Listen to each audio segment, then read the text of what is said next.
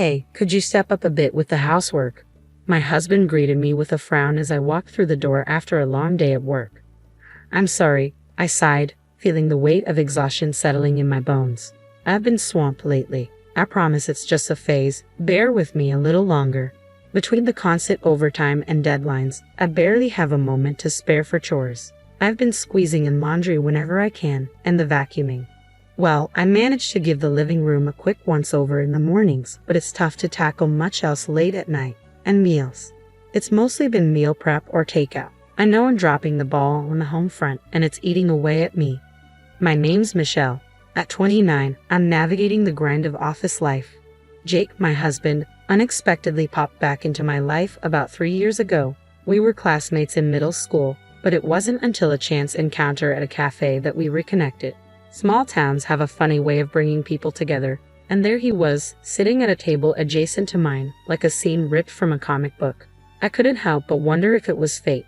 Although we swapped contact details then, our conversations remained sparse. It wasn't until a school reunion that our connection blossomed, spurred on by the encouragement of our friends. Jake and I had always clicked, so when he proposed a year into our relationship, I accepted almost instinctively. Perhaps it was the weight of societal expectations in our small town where early marriage was the norm that nudged me towards a quicker decision. Don't get me wrong, I do love Jake. But looking back, I wish I had paused to truly understand him better. Jake, having lived with his parents his whole life, is practically clueless when it comes to housework. Having lived independently before, I have my own routines and preferences, so I find myself preferring to tackle chores alone rather than dealing with half-hearted attempts at assistance. I've assigned Jake the simple tasks of taking out the trash and cleaning the bathroom, while I handle the rest. About a month ago, my workload at the office kicked into overdrive with a flurry of overtime hours. To add to the chaos, a colleague recently embarked on maternity leave, dumping even more responsibilities on my plate. With my focus consumed by work, I found myself with less and less time for household chores, much to Jake's evident irritation. And then, finally, his frustration boiled over. Arriving home bone-tired, I was met with a barrage of complaints. Michelle, this is getting ridiculous. I need this outfit for tomorrow, and it's still unwashed. It's a simple task, just toss it in the washer and hang it out to dry.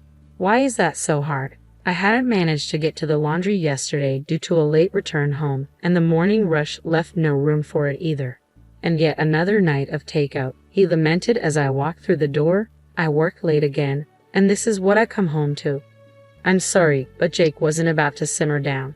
I mean, come on, I'm exhausted too when I get back, and this is what I get. He sighed heavily, his frustration palpable.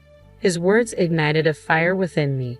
Excuse me, then why not lend a hand with the chores? If it's as simple as tossing clothes in the washer and hanging them out to dry, why not take some initiative? And dinner once in a while wouldn't hurt, would it? It's not like you're the sole provider here. We split the bills, and I'm shouldering all the chores you can't be bothered with, so enough with the complaints. As the words tumbled out, I felt a weight lift off my chest, even if just momentarily. But predictably, Jake didn't share my sense of liberation. Is that how a wife should speak? His comment reignited my fury. What do you mean? I'd gladly take on those responsibilities if I were a stay-at-home wife. But if I quit my job, could we really survive on your salary alone? We agreed not to take that route when we tied the knot, remember? And didn't we also agree to support each other during hectic times? With those cutting words, Jake dropped a bombshell. Oh, classic Michelle. If you're so dedicated to your career, why not focus on that alone? A woman's place is in the home, unlike you, Michelle. My girlfriend, on the other hand, is a domestic goddess. She keeps the house immaculate whenever I'm around, and she even whipped up a homemade cake last time. Stunned, I could barely process his words. Wait, girlfriend, who are you talking about? An old flame, or are you cheating? My heart raced with a mix of emotions as Jake smirked. You've aged, Michelle. She's stunning, and to top it off, she's the daughter of the CEO. Her parents fully support our relationship and even floated the idea of me taking over as CEO. Then, shockingly, Jake slid divorce papers across the table. That's why you need to fill these out. I'll be leaving tomorrow. Caught off guard, I struggled to comprehend. Hold on, Jake. Are you saying you're having an affair and divorcing me to marry your mistress? With a mocking grin, Jake nodded. That's the gist of it. I'll even offer whatever settlement you desire. After all, I'm the future CEO. And with that, he left, leaving me in a whirlwind of disbelief. Do you really expect me to just roll over and sign these papers? I shot back, but Jake seemed unmoved. So you're content living like this? In a relationship with someone who's lost all affection for you, or you're left handling all the chores? I faltered, words escaping me. As much as I hated to admit it, he had a point. Our loveless partnership was nothing but a source of constant tension. After much contemplation, I reached a point where I couldn't bear to dwell on it any longer. My response came out stoically, fine, but I'll initiate the divorce proceedings once I've sorted out the logistics like asset division and alimony. Work's consuming all my time right now, so you'll have to be patient. Jake, visibly frustrated, muttered, yeah, always prioritizing work. With that, he left the living room, disappearing into the bedroom. As time trickled by and work gradually eased its grip, I took the initiative to seek legal counsel through a friend's recommendation. The divorce lawyer attentively absorbed my account, and together we strategized to demand a higher alimony than the norm. I had braced myself for a back and forth with Jake over the alimony, but to my surprise, he agreed to the amount without hesitation. Could it really be true that he's being considered for the next CEO? A twinge of regret flitted through me, but I pushed it aside. If I'm getting a decent sum, maybe I should treat myself to a solo vacation and recharge. As the weeks slipped by since Jake's departure and work began to stabilize, the final negotiations for alimony concluded. The once lively apartment now felt eerily empty. It's time for a change, I resolved. There's no reason to linger here. It's too spacious for just one person and feels like an echo chamber. Thankfully, I now have the flexibility to take time off work, so I seized the opportunity to hunt for a new place. Heading to a real estate agent, I swiftly signed a lease for an apartment closer to my office. A week later, I relocated. Since the apartment was in Jake's name, I had to inform him about the move. Almost immediately, he called. Do you honestly think leaving our apartment filled with memories is the right decision? Isn't it lonely living in a strange place all by yourself? You haven't forgotten about us, have you? Maybe it's better to dwell in the past. His arrogance dripped from every word, condescending and dismissive. With each passing day, his attitude only fueled my anger. I realized I no longer harbored any affection for Jake. No matter how many times I tried to communicate that I had moved on, Jake persisted with his conceited remarks like stop pretending or don't act tough. Fed up with the conversation, I asserted firmly, could you please settle the alimony soon? Once that's done, I can proceed with filing the divorce papers. Yeah, got it. I'll settle it within the week, so go ahead and prepare those divorce papers. My girlfriend's parents insist we only live together once we're officially married, hence the hotel stay. Quit my job too. Just taking a breather for now, I guess. It seemed Jake had made the decision to leave his job in preparation for this career shift. Then he drops the bomb about submitting the marriage license, planning a lavish wedding, and moving into his mistress's father's mansion to start their newlywed life. He's in a rush to get that license submitted. Claims the families have already met, but something about it all feels fishy. Jake's parents are usually sensible people, so it's strange they'd entertain the idea of a second marriage before the divorce is even finalized. I pressed Jake for clarity, but his response remained elusive, leaving the truth shrouded in uncertainty. Well, perhaps Jake's parents were more eager for his remarriage to a president's daughter than even I realized. I thought I had cultivated a decent rapport with my in-laws, so this revelation was quite disheartening. But it's irrelevant now. I informed him, I'll reach out once I've filed the divorce papers, and promptly ended the call. A few days later, armed with the alimony, I filed for divorce. And with that, my connection to Jake was severed. When I reached out to him, his response was a flustered, got it. Judging from his recent demeanor, it seemed likely that Jake would be remarrying soon. Seeking a change of scenery the next day, I decided to go shopping at the mall. To my surprise, I encountered Jake there. As I strolled through the bustling corridors, a voice called out to me from ahead. Michelle, aging already, looking like an old hag, aren't you? Startled, I glanced up to see Jake standing there. This mall was the same one where Jake and I had reunited, where the movie theater was located. I cursed my luck. Jake departed with a sneer, announcing, guess what? Today, I tied the knot with Olivia, the president's daughter. Unlike you, she's stunning and the perfect wife. No sooner had he uttered these words, a woman with shopping bags drew near. Jake, so this is the infamous president's daughter. She was undeniably beautiful, and as I pondered her name, a sense of familiarity struck me. Our eyes met, and she seemed equally taken aback. Could it be?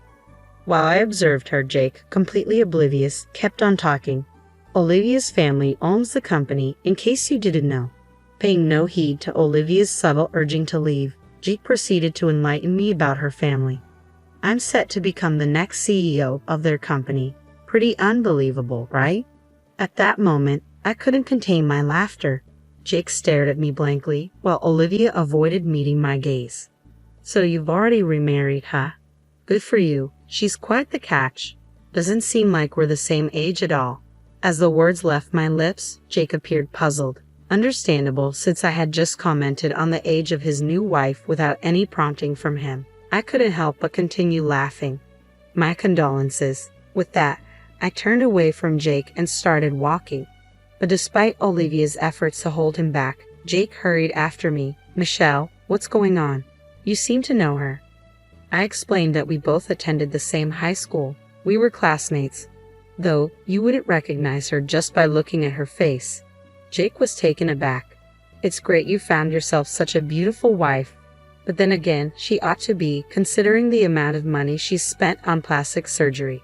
As it turned out, Olivia and I were classmates in high school. At first, her face didn't ring any bells, but when Jake started discussing Olivia's family, it all clicked into place. I'd never been fond of Olivia. She had a knack for flaunting her wealth.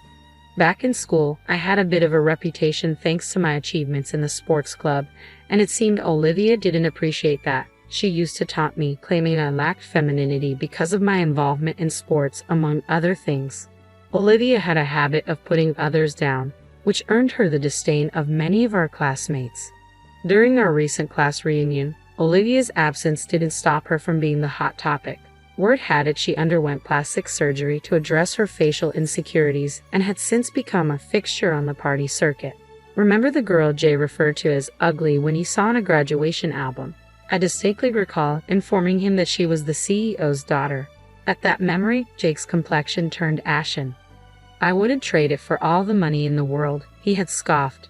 As the memory flooded back to Jake, his face flushed crimson, and he rounded on Olivia, bellowing, "Have you been deceiving me this whole time?" A heated argument erupted between Jake and Olivia. Amidst their shouting match, it became apparent that they had crossed paths at one of these parties, and Olivia had been completely smitten with Jake. With a brazen display of audacity, Olivia shot back, "I didn't lie. I just didn't volunteer the information because you never asked." Jake seemed on the brink of exploding in fury, but Olivia cut him off. "I've been patiently waiting for you to end things with Michelle, your current girlfriend. Besides, it's not exactly subtle that I'll eventually join my father's company. I could even reside in a luxurious apartment. But none of that matters now. What's truly shocking is finding out that Michelle is your girlfriend. Small world, huh?" A sense of unease crept over me.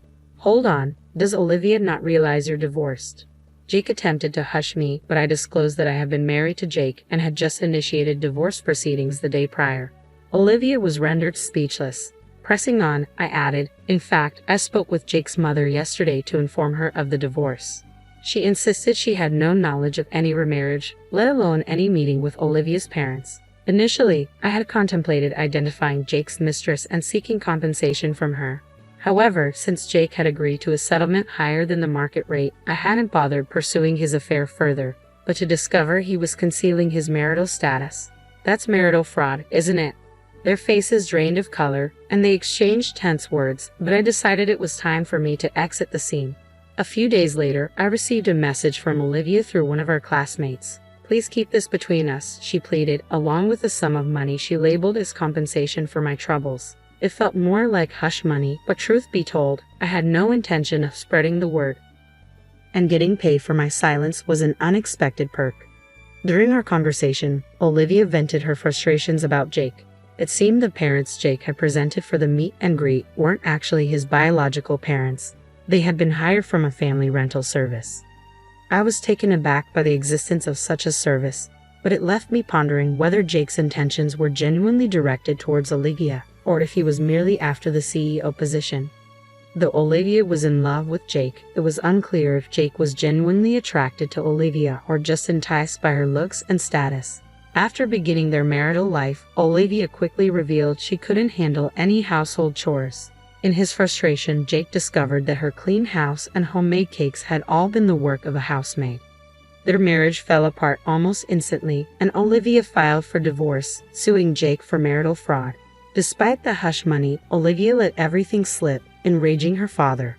Rumor had it that Jake was struggling to remain in town. He had moved into a cheap apartment and was working tirelessly, nearing his breaking point. Desperate, he asked me to return the divorce settlement. My response was curt, "You must be joking. I have no intention of helping you. Don't contact me again," and I hung up. Since then, I took advantage of my accumulated leave for a much-needed recharge. I traveled solo, embraced new experiences, and had some wonderful encounters. I have a feeling that the future holds exciting possibilities.